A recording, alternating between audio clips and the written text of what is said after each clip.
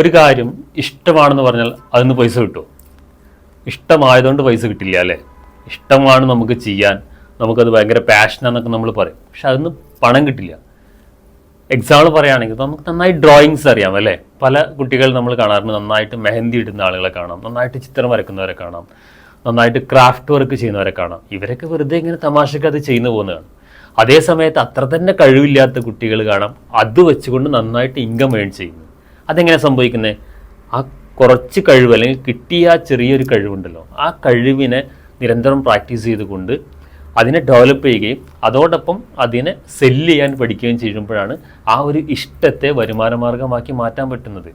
അതുതന്നെയാണ് നമ്മളൊക്കെ ചെയ്യേണ്ടതും.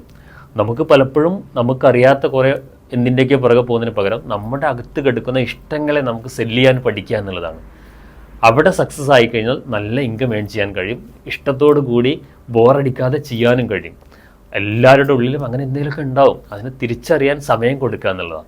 നമ്മൾ കുറേ ആ കോഴ്സും ഈ കോഴ്സിൻ്റെയും പുറകെ പോകുന്നതിനേക്കാൾ അപ്പുറത്തേക്ക് നമ്മുടെ ഇഷ്ടങ്ങളെ മനസ്സിലാക്കി നമ്മുടെ സ്കില്ലിനെ കണ്ടെത്തി അതിനെ ഷാർപ്പൺ ചെയ്ത് അതിലൂടെ ഇൻകം ജനറേറ്റ് ചെയ്യാൻ പഠിക്കുക എന്നുള്ളതാണ് പ്രധാനപ്പെട്ട കാര്യം.